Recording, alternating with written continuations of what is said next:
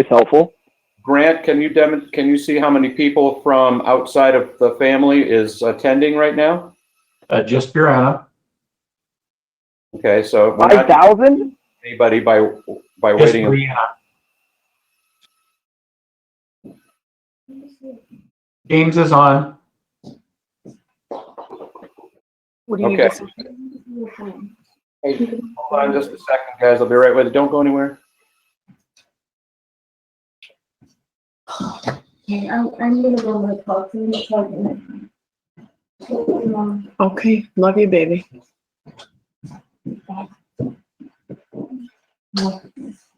Let me know what you're making. Just make Mother's Day dinner in a pot 3 days before. Love you, bye. I just had to say goodbye to Grace Freeberg, who just had her last day with us today and did a nice job of cross-training our new utilities clerk, who is actually our existing employee,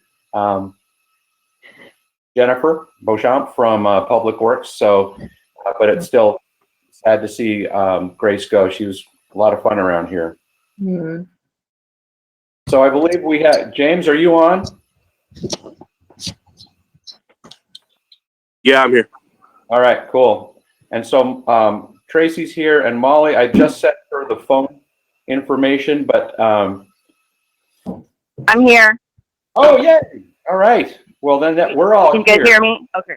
We can hear you, Molly. Okay. So we're all good. We'll go ahead and call the meeting to order. And Lori Lucas is monitoring, and she has taken the role by observation. And so we'll go into our first item on the agenda, which is Grant is going to present to us. You ready, Grant? I am, thank you. This is not much of an update because we've been shut down with all of our council subcommittees and planning commission and other non-essential boards and commissions. But just by way of update, the council, I believe it was back in January, adopted a resolution that authorized us to proceed with deferring part of the state sales tax that's already collected into city coffers in order to be spent on things related to affordable housing. So our next mission is by the end of July, we have to adopt an ordinance that sets the stage for how that money's to be spent, what the appropriation process is, just basically set the program in motion. Coincidentally, the Planning and Economic Development Committee of the council is meeting Thursday, and that will be the primary topic of conversation at that time. Hopefully, we'll get some Tammys ready with some, kind of the parameters on what can and can't happen, and we'll be prepared to talk about kind of procedures and how the subcommittee may want to see those allocated, maybe something like the LTAC or whatever.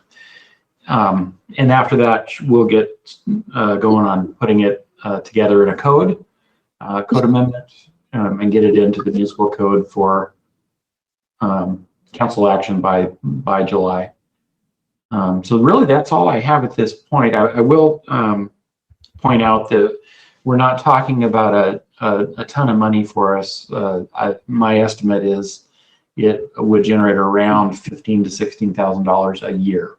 So, be happy to answer any questions. Otherwise, kind of stand by for after next week, and we should have something for the council to review.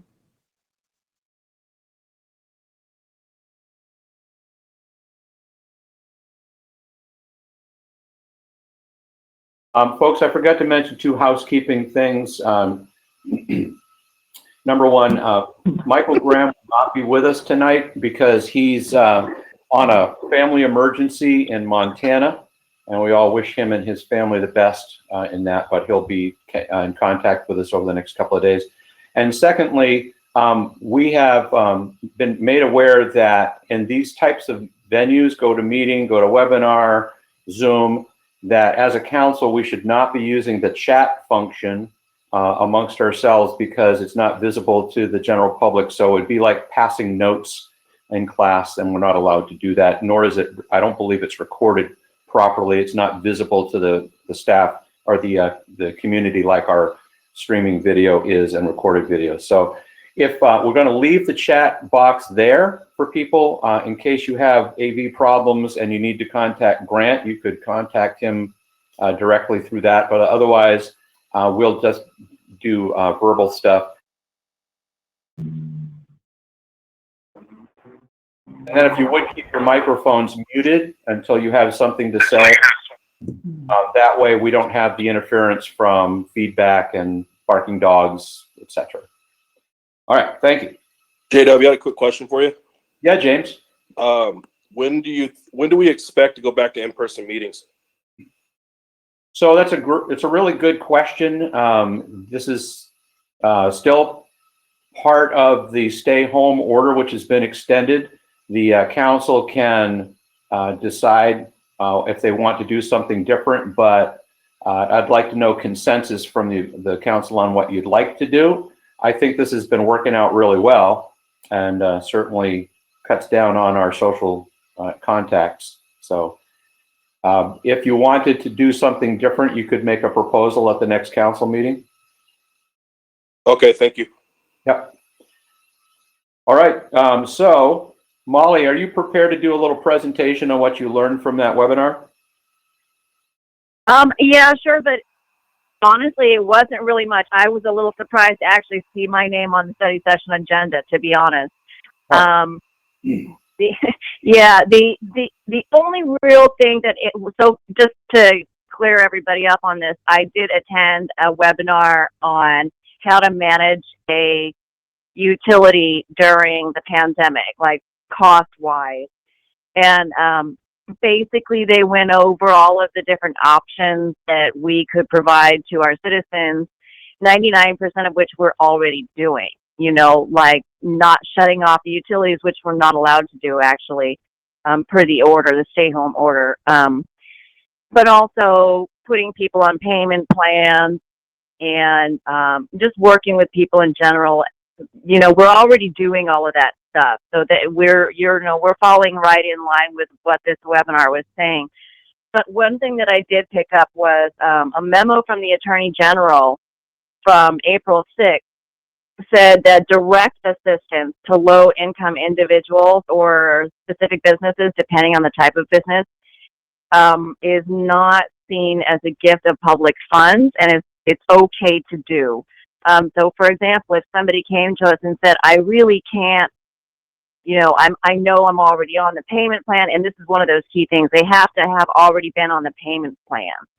If they come to us and they say, I'm on the payment plan, I lost my job because of the pandemic, my family nobody's working, we're not making any income, is there any way that the city could see me, you know, a break in my utility bill? And we are allowed to grant them a 50% one-time reduction of their bill. So if they have, you know, say $500 in an outstanding utility bill, we could grant them a $250 deduction from that as a one-time sort of gift of public funds that has been okayed by the Attorney General. But to be clear, they already have to be on the payment plan. Once, you know, and they have to have come to us and said, you know, I don't think I'm going to be able to make these payments. Can you hold off for a little while? So that's one thing that I took away. The webinar also did suggest that we add, and I know I think I heard James suggest this at one point in time, but the webinar really put it home that, you know, we could add a checkbox onto our utility bill, like like PSE does for, you know, the Warm Home Fund, so that if citizens want to donate to the utility, you know, to cover other people's bills, we can do that. And we can add a little checkbox and say, you know, I want to donate $5 this month to the utility fund for, you know, Yelm Water citizens, whatever we want to call it. But we are allowed to do that. And I think that would be a really nice gesture because I do know that people would be willing to put into that. I know that I would. You know, $5 isn't going to make or break me, but I know that if a lot of people put in $5, it'll help some of those people out there. So those were the two main takeaways that I got from that webinar. Other than that, we're doing pretty much everything that they suggested already. So that's what I got. Thanks. Questions for Molly or in general comments? I got one. Terry first, then James. Do we, last meeting, we didn't have anybody that had requested help. Has there been any change in that since the new billing statements went out? I have two answers for you on that. Officially through the city, no. But through the Yelm Community Relief Fund, we've had 3 families ask for assistance to pay their utility bill, and those were granted by that fund through Together. 3 people? Okay. 3 people at this point have asked for assistance to pay their city utility bill specifically. And just by the way, I talked to Heidi McDonald about that today, and she, besides those 3, I believe she said there were 2 or perhaps 3 others, city utility customers who've had their bill paid by other organizations. And she wasn't able to tell me which ones those were just yet, but I would imagine there's something like the Community Foundation, the Olympia Community Foundation, or somebody else who provides this kind of relief to people who ask for it, are paying those bills for people. So if they hadn't had those resources, there probably would have been those 6 asking for some help with their utility bill. Okay, thank you. Yeah, James. I saw something shared on Facebook, but I don't recall what city it was. But they were doing a program where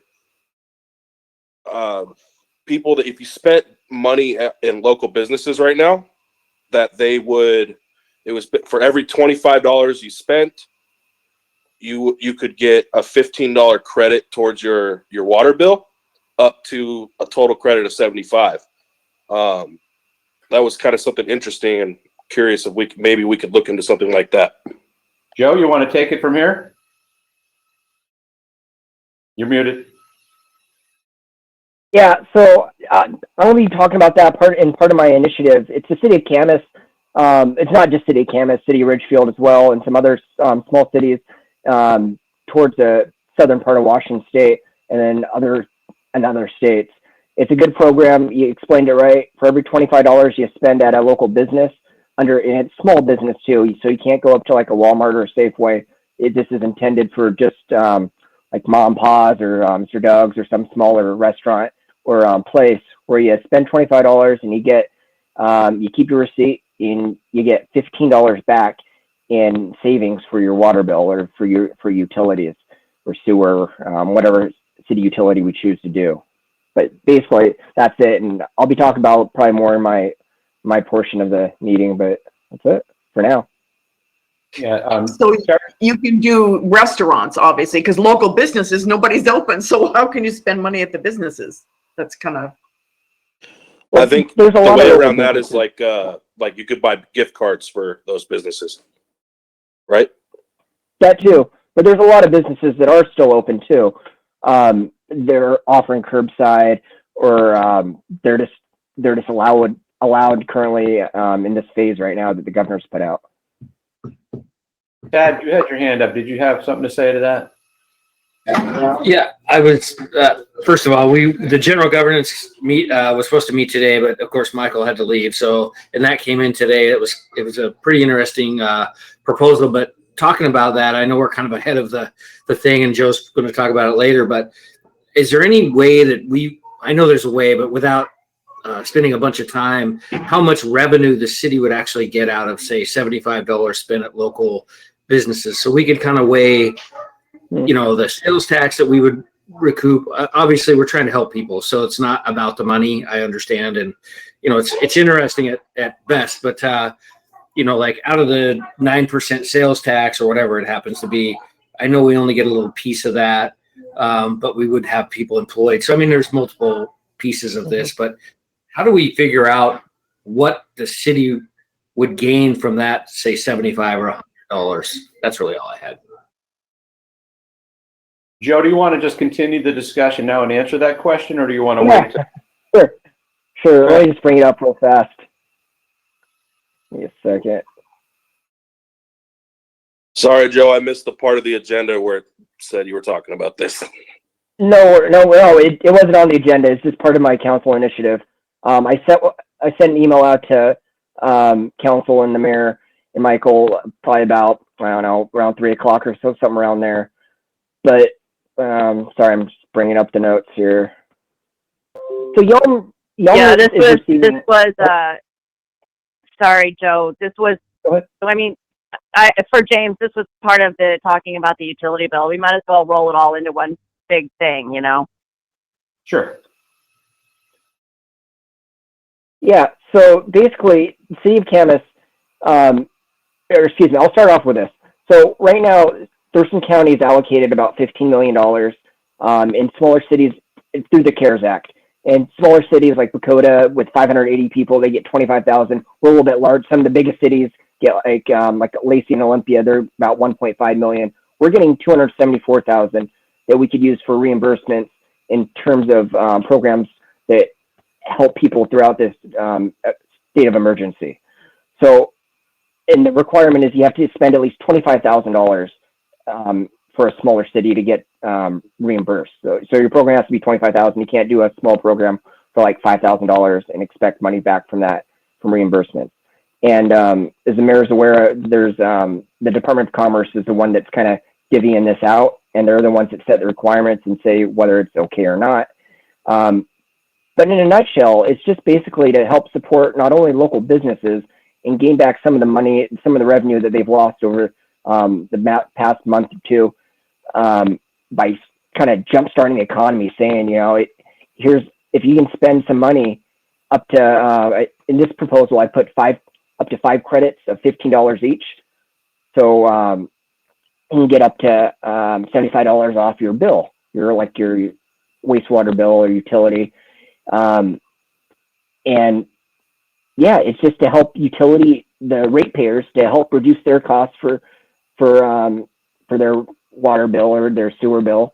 And it helps the businesses, the small business in particular, because they're getting some revenue that they might not see. And they might see, you know, if everyone just shopped at local businesses and spent up to $50 or $100 a month on it, we'd probably be doing okay. But this just incentivizes them to go ahead and shop locally instead of just shopping, spending, because some people they don't have that much money right now. Some people are everyone's in a different level of hurting right now through this. Some people aren't hurt at all. Some people are really struggling through this. So instead of paying $10 at McDonald's or something, not throw McDonald's on the bus, but rather than spending that $10, you can spend $25 over at let's just say Gastropub. It's a little more expensive than McDonald's, but it provides different type of meal and also allows for them to get that business they might not always capture anyway.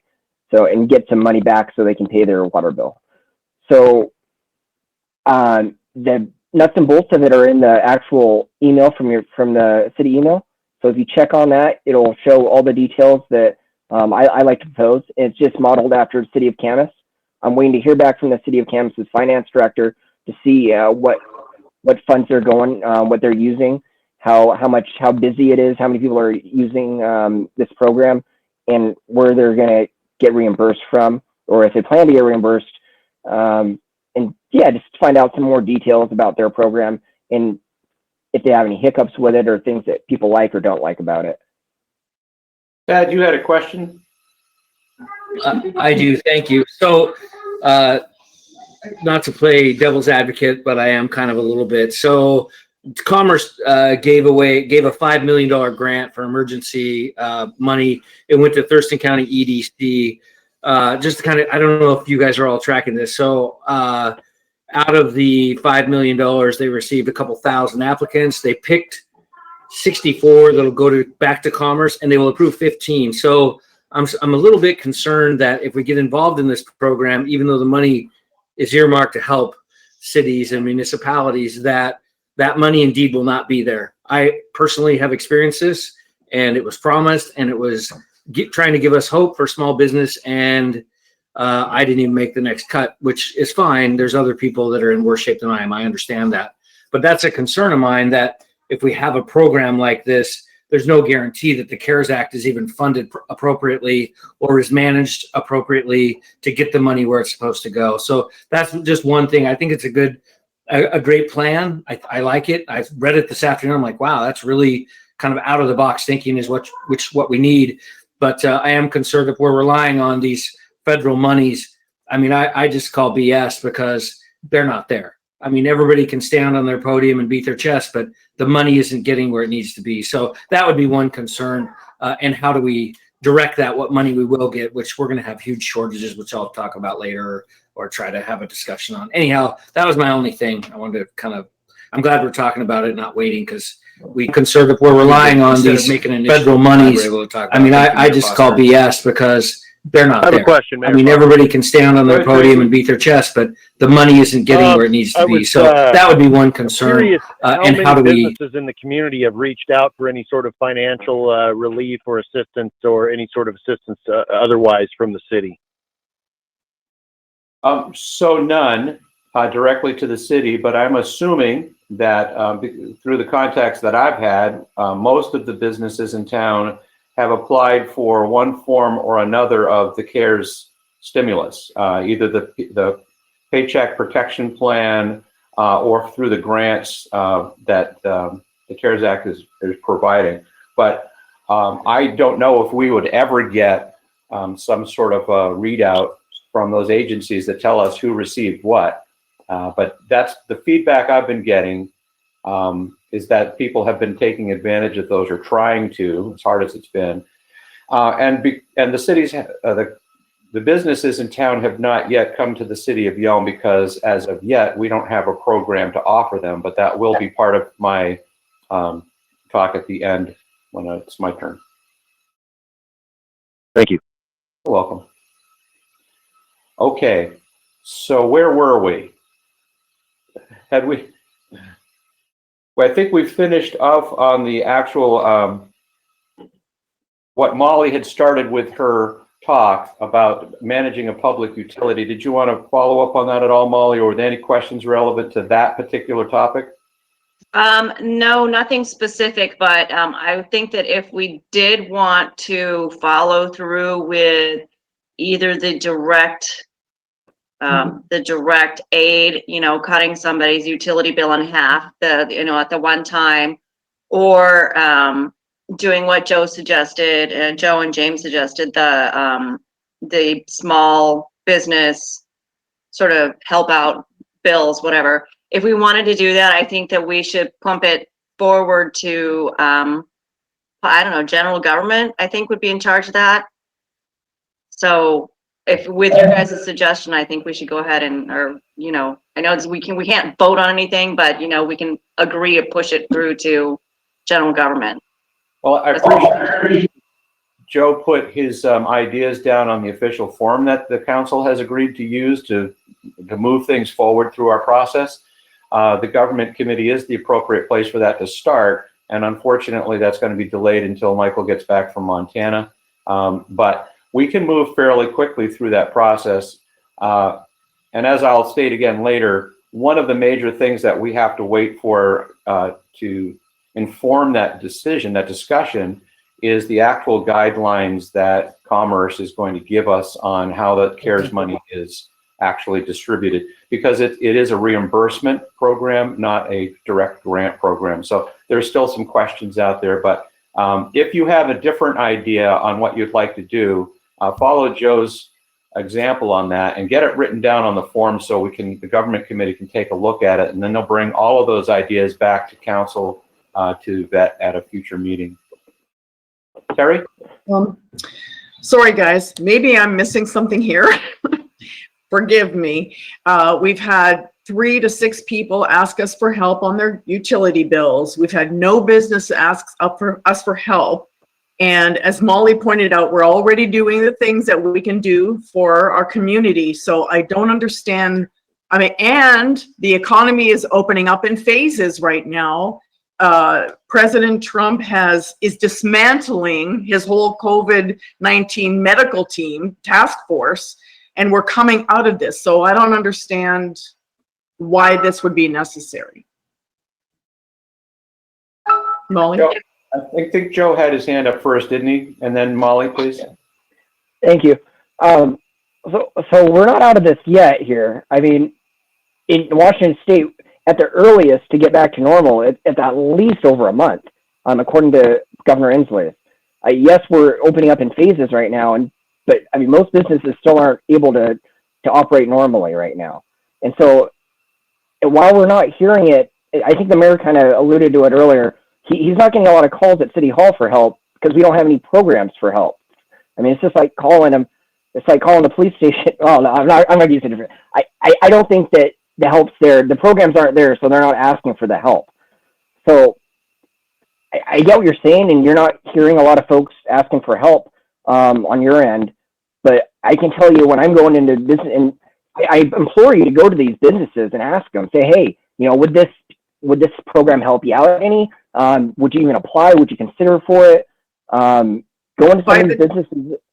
By the time we could get into a program, this whole thing will be over. Doesn't it feel like that? I mean, it's a lot of red tape and bureaucracy to get going. People that I don't believe so. Unemployment still don't have their money. Yes, I'm raising my hand for my own self to recognize. Isn't that weird? And Molly, I'll come into your thing in a minute. But Terry, to your point and to Joe's, actually, I want to tell you the Yelm Community Relief Fund that we're familiar with, that we were able to start immediately because of the credit union and together already being in place to vet these applications, has as of today received 100 applications from community members for assistance, and has already doled out $3,500 in awards, averaging about $330. So the need is there. People are applying to programs that are working, and when I see success like that, that's the kind of programs that I think we need to focus on. But again, I will have more to talk about that later. Molly, you had a point?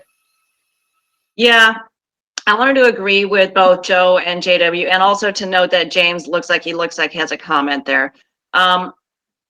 But yeah, we need to have these programs in place, because whether or not this thing finishes up, we're in phase 1 now. Phase 3 may come in 3 weeks. Our phase 2 may come in 3 weeks. We don't know that. My business is still closed all the way up until phase 2. That means I have 3 more weeks of no income. There are a lot of people out there like me. You know, there's a lot of people out there with no income. There's a lot of people that have been laid off. There are a lot of people on furlough that don't know if they're going back to their jobs. So I think it's really premature to say that this is going to be over in 3 weeks. I think we need to look long term to where people in our community are going to be hurting for a long time, having lost income or, you know, even partial income for the near future. I think we really need to be cognizant of that fact, and to have these programs in place now. Yeah, I know it's bureaucratic and I know it takes a little bit of time, but if we get them in place now, then they can apply for them in 2 or 3 months when they really need them and they've already spent their emergency savings, because the emergency savings is what's going right now. You know, emergency savings won't be there in 3 or 4 months. That's when they're going to need this. So that's when we need to have this stuff ready for it. So I don't see the point of, you know, I mean, why not have it? You know, that's what I have to say. And then it says, yeah. James first, then Joe. That's right. In regards to this, the credit on your utility bill for spending money at local businesses, I think the idea of it is it's kind of like a stimulus package, but not a huge amount of money. And the point is for money to go to the local businesses that need it right now, and then people get the incentive of having that credit on their bill. But if from my understanding, it's only like a 1 month thing. It's not an ongoing thing for multiple months. It's kind of just like a little boost to help out the people that aren't able to make any money right now with their businesses. And at the same time, giving that kind of a break on the water bills, but not a giant amount that it's going to be a huge hit to us. That's kind of my understanding of what it's meant to be.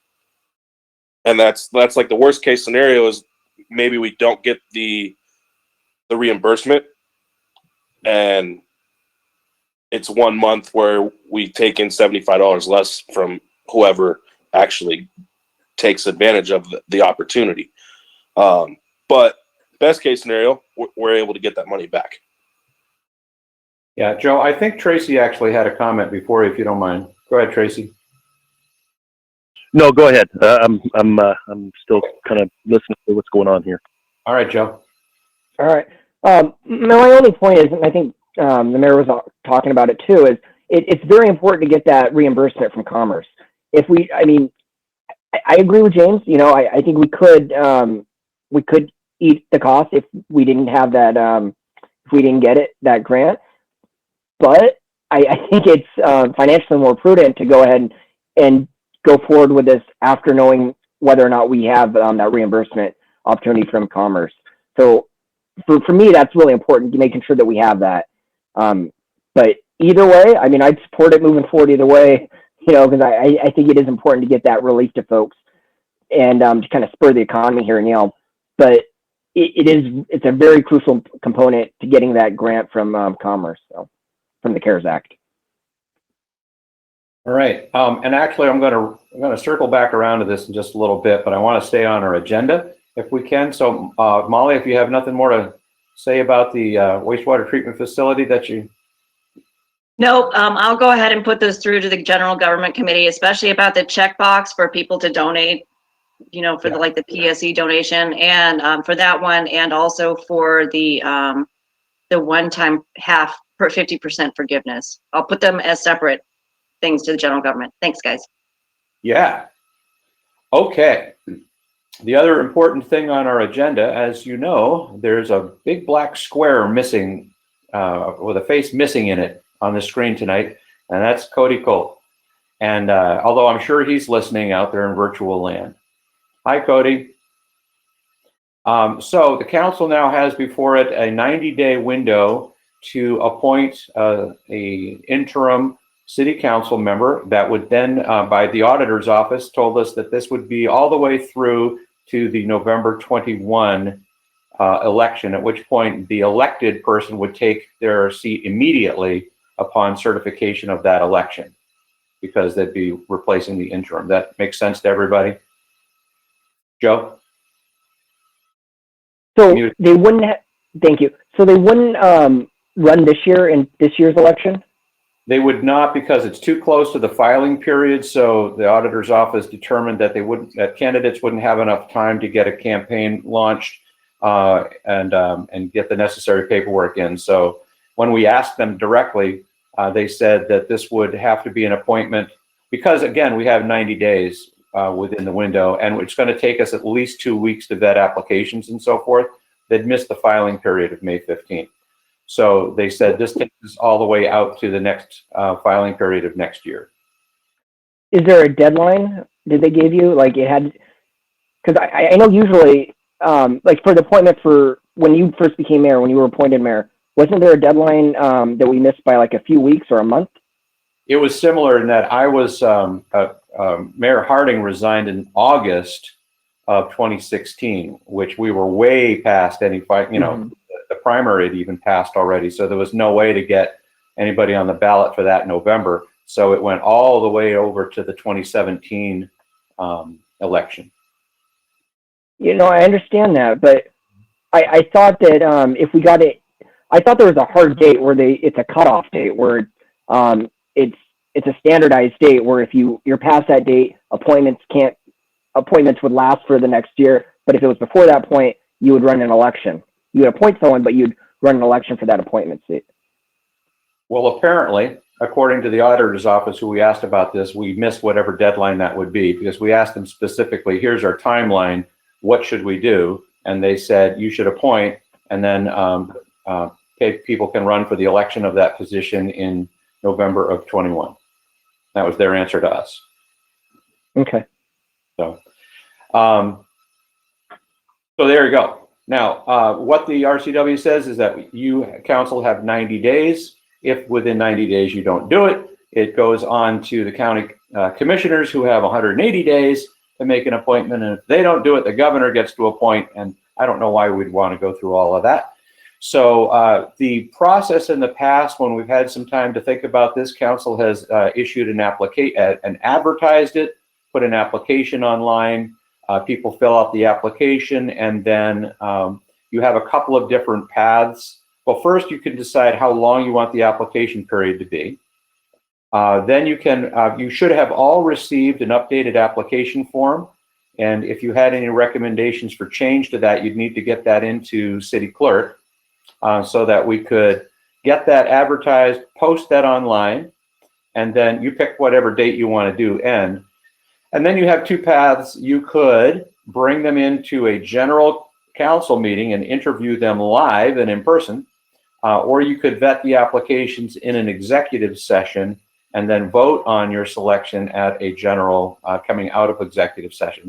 That's how the RCW asks to do it, says to do it. But other than that, it's up to the council what process that you want to use on selecting your, and AWC actually said you could just appoint the next warm body that walks through the door if you want to, but that's not the process that this council has used in the past. So discussion?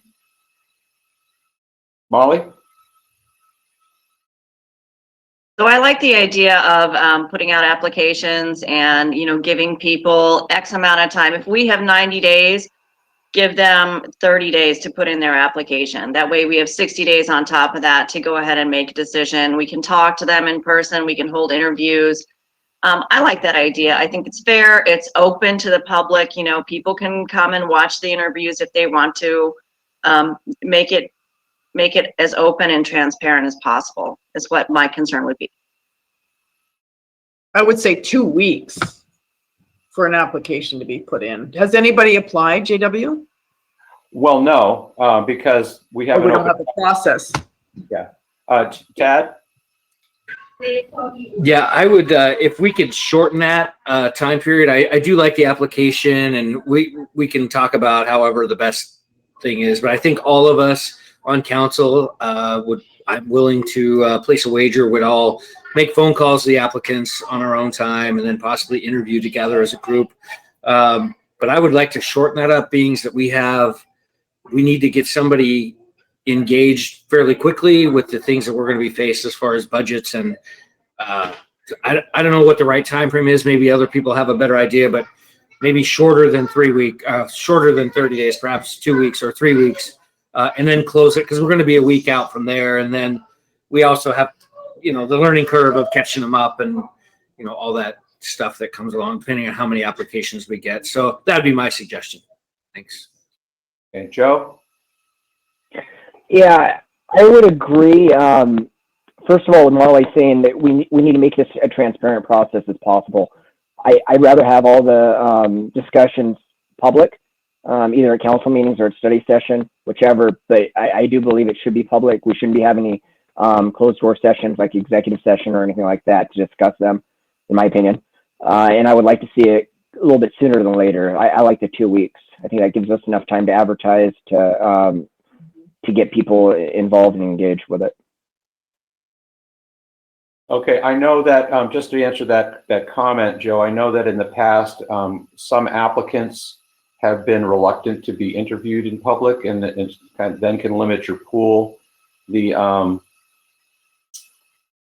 process you could use is a hybrid of both. In an executive session, you could winnow down to top 2 or 3 candidates that you feel are most qualified, and then you could do an interview process, something like that. Yeah, go ahead, Joe. Yeah, I mean, I respectfully disagree. I think that it needs to all be in public, and whether they like it or not, they're going to be in the public eye. So I don't understand why they wouldn't be opposed to, why they'd be opposed to coming in public, in person. And you're going to so the whole world can see them if they want, their constituents or their future constituents.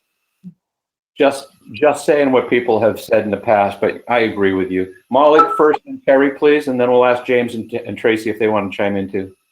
Yeah, I agree with Joe. I think that if somebody wants to be on city council, they're going to have to face the public anyway. I mean, it is what it is. I would agree with Joe that we should have public interviews. And I'm okay with the 2 weeks. 2 weeks, okay. Terry? I believe I was a candidate for this. I think the last time it was relevant. And I think we were giving a 2-week application. We had to apply. We had to come before the council in a live session, as Joe's saying, and state why we wanted to be on council. And then the group went behind the doors and voted and came back out, and there was an answer that night from the 6 people that stood up and made application verbally in front of the council. So that seemed to work. Yeah, you were accurate on that, except for the And I vote. didn't get it, by the way. The vote doesn't happen behind closed doors. There might have been time for discussion, and then the vote Yes. came out. Yes. And then they came back out and voted. Yes, correct. Tracy, do you have a comment on this? You know, I was just running through the memory as well as Terry just described, and it seemed to work pretty efficiently. So that would be my recommendation as far as how we move forward. Is I agree with the 2 weeks, and I think that that the process that we previously used was efficient. All right, James? Basically, everyone said what I was thinking. As far as the timeline would go, I would say open it up, and with the 2-week period to put an application in, and I don't know if that ends on the 20th or somewhere in there, and then with the interviews and everything happening on that following council meeting, which is the 26th, and then we make our decision. That's what I think is best, only for the simple fact that there's going to be a lot of big decisions coming up. We need to get whoever it is in up to speed and have a full council with everything that's going to be going on. Yeah. Okay, well, let me sum this up then from what I think I'm hearing. If everybody's okay with the application that we spruced up and sent out for review, we could actually post this tomorrow with a 2-week period that would end on the 20th. Then those applications could be forwarded out to council with, 5 days, 6 days for you to get to look at them. We could then ask those applicants to come before council on the night of the 26th. We have time to put that on the agenda. They could do a quick address to council on why they would like to be a council member.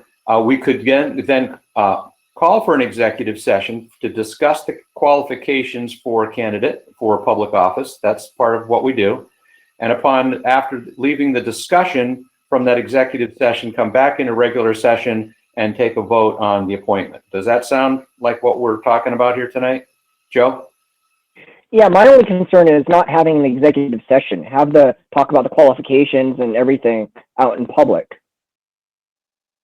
I'm with Joe on prefer that. not to have the executive session. JW, can I say something? Yeah, Lori. It's me, Lori, yes. So the application would not actually go to the paper until a week from Thursday because the deadline, it won't meet the deadline. So I don't know if the turnaround time to get it on the 26th meeting is very possible. Well, let me address that. Is our rule, by your understanding, that we have to have it published in writing in our newspaper of record, or could we simply do this all virtually? Because if I give this to the NVN tomorrow, they have it posted on their Yelm Online version of the newspaper immediately, and the rest of it could be done by our postings and shared by the Chamber of Commerce, etc. What do you say? That's fine. I just wanted to clarify if you wanted it put into the NBN, we've already missed the deadline for that, for this week. Well, I think with their new readership, they probably have more online readers than print. But if the council wants to go with this process, then Lori, are you able to put that out tomorrow?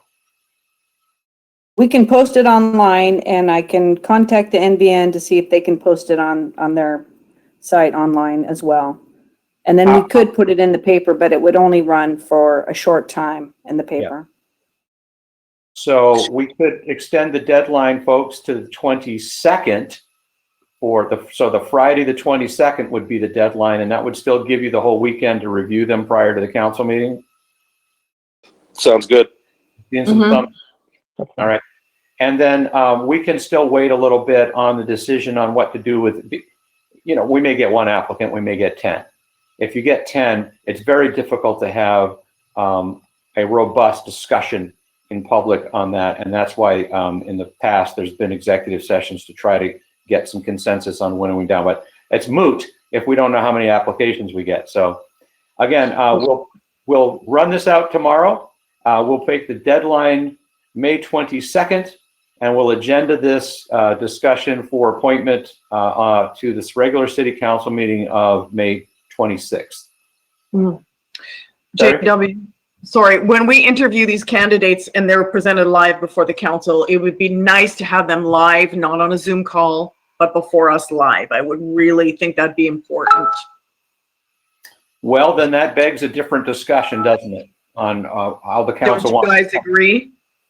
Well, you I have to. planned on making that motion next council meeting anyway. So at the next council meeting, you can determine on how we want to hold these meetings going forward. And if we're doing them virtually, then the interviews would have to be virtual. If we do it live, then we can have them come before us live if they're comfortable doing that. But, Yeah, go ahead, I'm John. running out of Star Trek. I'm running out of Star Trek background, so I'd appreciate it if we could go back to live now. Well, let's bring that up for a motion and discussion and vote for how the council wants to proceed with meetings at the next meeting, please. Okay, otherwise, I've gotten direction here that the executive branch can move forward with the advertisement for the council's appointment of an interim member, and then we'll talk about that on the 26th of May. Good? One way or another. Outstanding. Okay, that is all of our regular agenda items for tonight's meeting. So now we'll go around the room and talk about initiatives, and we'll start with Councilmember Blair. Let's see, we talked about, Molly brought up about doing a little checkbox or something. So we don't need to talk, I don't need to bring that up again. The other thing, is there any avenue that we have to either send a request to the county board or the state to be able to get us to phase 2 faster than what they are talking about? Just because from my own opinion and what I'm seeing, it looks, we've already been in phase 1 pretty much for over a month. And I think it's reasonable that Yelm and the other smaller communities in Thurston County could absolutely move on to phase 2 in a safe manner. But I don't know the pathway of doing that. So the answer is we would have to come up with wording to a letter that the council members could decide to sign on to. I can tell you that at the last meeting of the mayors of Thurston County, that item, exact item was discussed, and we, as mayors, decided to not move forward with a letter like that, but we have signed on to other letters, as you've seen, and the first letter we signed on to resulted, we think, in part due to our concerted voice in the governor relaxing the stay-at-home orders and opening up parks and fishing and so forth. That message is still being heard by the governor from a lot of different voices. If the council wanted to craft a supportive letter that requested acceleration, you can certainly do that, but it would have to come forward as a letter that everybody could take a look at, and then a motion, and then you could be individual signatories to that letter. You wouldn't have to make it unanimous. Mind you, I've also had these conversations directly with the governor's staff, and I know that Representative Wilcox, as minority speaker, has been in contact and has been pushing and requesting that same thing. I even went so far as to offer up Yelm as a test city for this to see if they would bite on that, but I don't, yeah. So in short answer to your question, James, if you want to bring forward a letter that would be a reasonable request, then you might get signatories to that from the rest of council. Okay, I'll work on drawing that up. I'll probably get in contact with each of you personally and see, kind of get some input on it. I mean, obviously, I'm sure y'all know. Originally, I would have wanted to take a little more aggressive approach, but given putting the city in possible liability, that's a tough call for me. As much as I would love to stand up to the state, but I don't. Obviously, that's not something that everyone else probably doesn't want to risk. I talked to Wilcox and Barkus, and both of them said that they would totally support whatever it is that we come up with. So I'll work on getting that drawn up over the next couple of days and get with you guys and see what kind of input you have. Okay. Yeah. Hey, breaking news. Representative Barkus is leading a couple of other Republican legislators to file a suit against the governor for the constitutionality of the stay-home order. So we'll also see how that plays out over the next couple of weeks. I believe they filed that this morning. Yep. So, James, do you have anything else you'd like to add or talk about That's tonight? it. Thank you. Yeah, sure. Thank you. Councilmember Carmody? Nothing to report here other than we are having our first intercity transit meeting in more than probably 2 months tomorrow via GoToMeeting. So we tested it out today. A lot of the older folks were having issues with it, so it may or may not go smoothly, but hopefully it will. I'm looking forward to seeing them again. They're smiling faces. That's all I got. Very good. Yeah, I think we would all be interested in hearing the numbers out of that, in particular, the health of the intercity transit workers, because I know in other municipalities around the country, some of those have been hit really hard by their exposure to their clients. So I hope that isn't the case here, but be interested in hearing about that. Councilmember Stillwell. Yeah, so there we go. Can you got me now? So I don't really have any initiatives. I just want to visit really quickly the funding models that we were told about a couple weeks ago, given revenues changing and what have you. I think that, I don't know where we're at in that process, but I think that as a council, we need to automatically calculate that we've had 10% of the year already that we have not been open for business. We're probably safely going to lose 10% of our income. And where are we going to make those cuts? I know we're coming into budget, but I think we need to sit down and really have these discussions quickly, because I was panicked a little bit today thinking about this. I should have just called JW and not talked about it on here probably, but it's really important we talk about it because we are going to have a 10%, maybe 20% revenue reduction. And who are we going to lay off, or what are we going to cut? We're running a pretty lean ship now. So I'm just kind of concerned that these models that we're waiting on are going to be delayed for a while. So, with a 10% revenue cut, we know we're going to lose $700,000 just based off of what we've probably already lost. And it's probably not a true 10% because some businesses are functioning. So we're collecting some revenue. But I'm not sure where we're at with that modeling. But if we could expedite that, maybe just do some crude math and start talking about those things, because I know we are coming into budget. And if we can get ahead of it, we don't want to get caught like everybody in the United States and around the world did in 2008, 2009. I think it's really, really important. I know everybody here agrees. So that we get on top of this and really have some difficult discussions about it. That's all I had. Fair enough. Councilmember Wood. Well, I think Tad may have been reading my notes, because that was exactly what I was going to say. I'm actually kidding.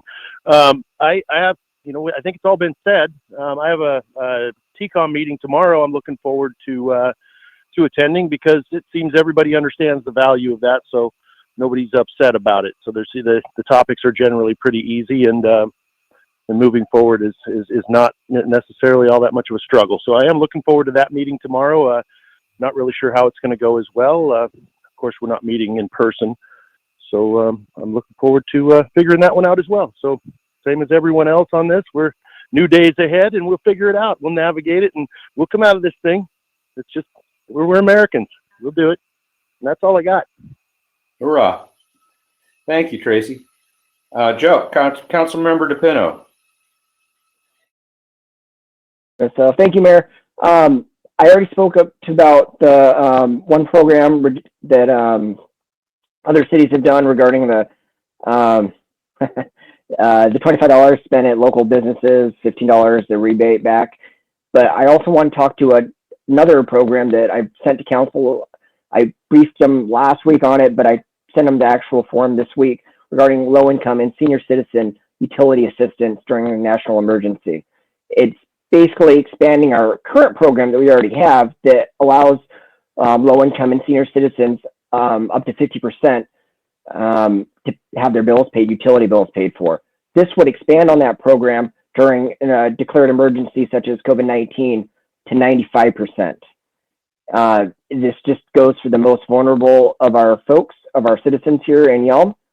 And I'd love to have some discussion on it either tonight or discussion at the committee level, but I submitted it and yeah, we'll see how it goes. Okay, yeah, and following that process, we'll be able to talk about these a little bit more. It really does matter what the revenue streams look like, and it's just a whole lot more discussion. So rather than beat it up, all these ideas up too much right now, I think if we work through our process and have the government committee bring a more solid picture of what you're suggesting to the council for discussion, we should have those discussions then. Molly? Yeah, and sorry. I just want to say thank you, Mayor. You said you fast track some of these options in the light of our situation with COVID-19, how quickly it moves, not quickly how the disease is, but more so the impact it has on the community, such as what Tad was saying regarding we got to act now. We can't wait. We can't wait for months. We have to be acting pretty quick on this. So thank you for your attention to speed and timing of this. You are welcome. Molly, do you have a comment? Yeah, I did. I also wanted to comment that, for the past 2 months, the finance committee has been canceled as far as its little meetings goes. I would really, really like to see those get back on track, even if they're via GoToMeeting. I don't care. That's fine. But we've got to find out where our rainy day fund is. I haven't seen the numbers in a long time. We've got to find out, what our bond situation is looking like. All of that stuff really needs to be reviewed, and it really should be reviewed by all of council, not just the finance committee. So hopefully we can have that discussion maybe at the next city council meeting, if Heidi's there, if Michael's back, whoever, but yeah. And so the finance committee needs to start getting back on track too. So that's all I got. You're absolutely right. And we talked, management team's going to start working on contacting their subcommittees. And of course, they will have to be virtual right now. We're having a lot of discussion. My direction to management team this morning, this is still Tuesday. This was this morning, was that our message has to be the same from everybody who's wearing the city uniform and carrying forward the city message. So if the governor is saying that we stay home and we do our physical distancing, we're going to try real hard to do that. We've been very successful at the city of Yelm in our folks being able to work remotely, except for those, of course, who can't. Our police officers have their own protocol that they're following and they're staying safe. And even our public works guys are directed, though, if they're going to have contact with another human being out in the street, they whip out their mask and they put it on and they demonstrate the leadership that we have to show from the city. So that said, having these virtual meetings is important still, and especially for they're doable by our subcommittees, and I think we should try to stay there. We're even going to try to get the Parks Board back together. And since Sandy Hansen is part of that, and she does these things all the time, she should be able to wrangle those cats into one virtual room, and they can start talking about those important things too. But yes, Molly, we want to have those subcommittee meetings because all of these things tie together. Joe's idea might be good, but there are implications to the budget and to how we can spend the CARES money. So we have to make sure they all tie together nicely. Was there anything else? on that, Molly? You good? All right, then, Terry? I've had no committee meetings, but I have EDC with Tad and Joe on Thursday, and I personally would like to do some kind of kickstart for myself again with the downtown corridor plan. Something important and visual and community oriented would be really, really good. And I guess my only question, and there's probably no answer for this, but if I can go to my hair salon in a few weeks, thank God, where does the governor put put priority for city government? Like, I'm just surprised that we wouldn't be the first in line to come back on as community leaders. I don't understand it. Is there an answer to that? Maybe there isn't. Well, the answer might surprise you in that, at least from our perspective here at the city of Yelm, this has worked really well. In great part due to the technical expertise of our IT department. Mm-hmm. We were able to get our team working so efficiently from home. Several of them have asked, do I have to come back? Mm-hmm. And so the management team is going to be discussing what the new work day might look like for a lot of our employees. And of course, then this ripples out and it becomes discussions we have to have with our bargaining units, and we have to have a lot of controls in place. But we may see a different kind of open, Terry, when we come back. And I'll tell you right now that until the CDC tells us that we're safe from transmitting this to one another, when you do come back into a real city hall, you're going to see the things like the plexiglass shields and the physical distancing and masks being asked to be worn by our customers and our employees, because we have some very vulnerable employees that we can't put at risk. And on that note, I'll just tell you that it does hit home, even though we've had few cases in and around the area, and Thurston County has been spared a great deal of pain from this. One of our very own, Sonia Ramirez, lost a family member to COVID-19 yesterday. So a close family member. So this is not something that we are, completely unscathed by. I think we're very fortunate, and we just want to make sure all of our people are safe in and out of the city. Okay. So there we go on that. Very good. Thank you. That's all. You're welcome.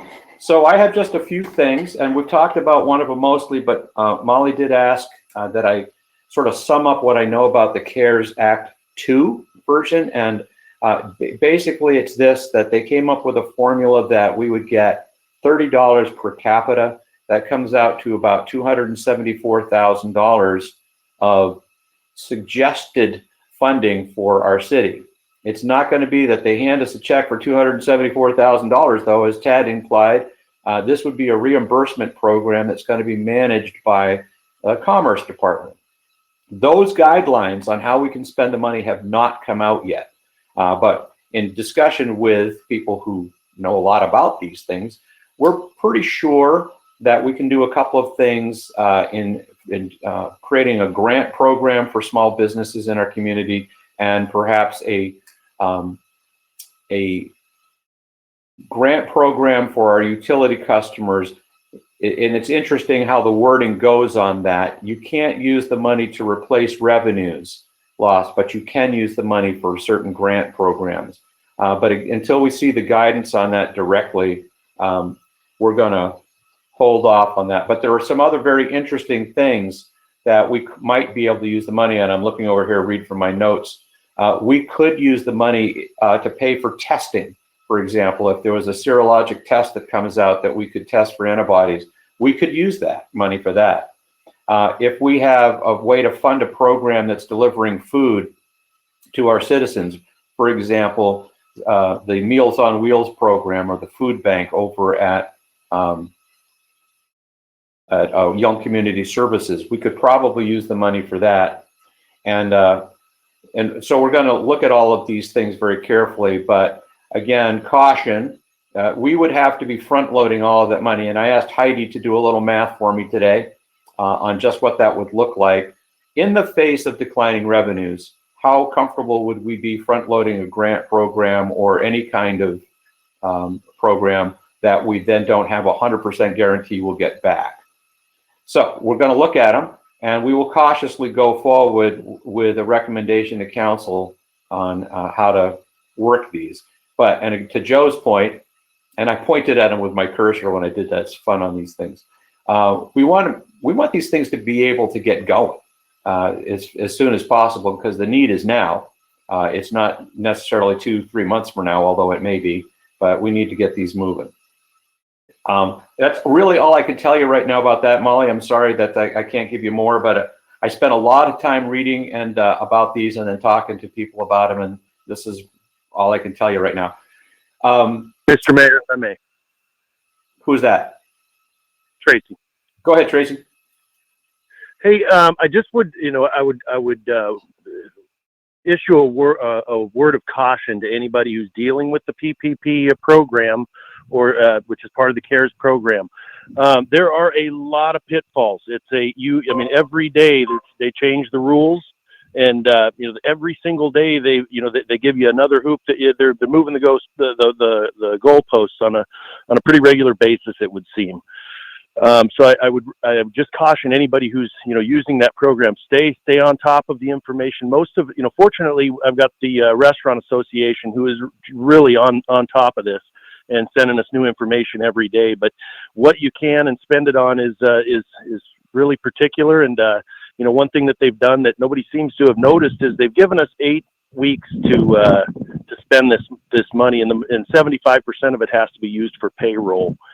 And when if you're closed down to a skeleton staff, I'm using a fraction of my normal payroll. So what in essence will happen if I don't, use this on payroll at this moment, according to the rules, that will transfer rather than a forgivable loan. It will just be transfer over to being a loan. And ultimately, I believe what the idea here is to get people off of unemployment, which is going to be a challenge as well, due to they're paying quite a bit of money per week, from what I understand. So that's just wanted to throw that word of caution out there. Be careful, because it seems like a lot of pitfalls involved. Yeah, thanks, Tracy. I was talking to somebody else today from the tribe, the casino. They let go 70% of their employees, let them go, fired them, so that and cashed them out of their retirement, everything else, and said, go forth and get COBRA and take care of things, because they were afraid about exactly what you're talking about. And how do we bring these people back when they're going to be making unemployment? But they did retain 30% of their employees and put them on furlough so that they can get back up to speed. And they're still playing on that date on whether they're going to do that. But when they do, it's going to be a different look to the place. And also, I forgot to mention that our own Jason Hardy wanted to add his voice in, that one of his lifelong best friend is also not doing well with COVID-19. And that gentleman happens to be in the Carpenters Union from Olympia. So it is striking closer to home, and we're cautiously optimistic that the residential construction crews can do this safely and set a good example for the rest of us, so that when we do open up, we're doing it safely. But good luck to all of those who are affected by that. In a similar note, the feds also infused another $715,000 into the Community Development Block Grant Program for Thurston County. And at first you're like, wow, that's really great. And then we got a letter from Romero Chavez, at the administrator of Thurston County, who said, yeah, so we're just going to let Olympia, Tumwater, and Lacey figure out how to spend that. Which didn't go well with us mayors in the South County. And so we had a discussion with the chair of the Thurston County Commissioners, and he said, of course, that was an error. And since then, and I'll tell you, quite frankly, Mayor Ryder and Mayor Selby were aghast at that and said, absolutely not. We want all South County cities to be part of this discussion on how we'll fund programs with that extra money. And so, being part of the regional voice is important. And Commissioner Hutchings has asked that I represent not just Yelm, but all the South County mayors in that continuing discussion, and make sure that money gets spent equitably amongst all the programs in the county. So we'll be taking that on. And now I want to end with some really some good news. So two things. Steve Craig, I'm sure you're all familiar with, came to me with a great idea a week ago, and it's moving along pretty good. You will soon see a banner across Yelm Avenue at our usual banner spot that says #WeGotThisYelm. All donated by a local donor who wanted to put that message, that good message up there. And if we actually get this pulled off, you'll see a similar banner flying high over the water tower in the next week or so, which I think was a great idea. And again, all fully funded by private donors who want to just spread a message of positivity and strength. So thank you to all those people for working on that project. And then on May 8th, coming up, the 62nd Airborne is going to do a flyover of all the large medical facilities in South Sound. There'll be a two-plane formation that will be flying over. And when I saw the map, I was discouraged to see that it just went from McCord right over Tumwater Olympia and then hooked up north and went all up to the north and stuff. And I'm like, hey. So I called, or I emailed the colonel, the commander of that air wing, and said, any way you can do a dog leg down over Yelm. And so I'm thinking, she said yes. So this Friday, the 8th, I better find that email, but I'll send it out to everybody. I think it's around 12:35 is when those planes should do a flyover Yelm on their way up to Olympia. Be pretty cool.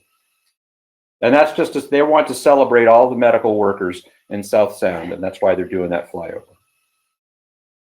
Unless anybody has a question for me on anything that we covered, or you want to give direction on, we can close. Move to adjourn. Did Cody give you his proxy on that, Joe? Yeah, I'm filling in for him this week. All right. All right, folks. Thanks for spending your time tonight, and have a happy Cinco de Mayo.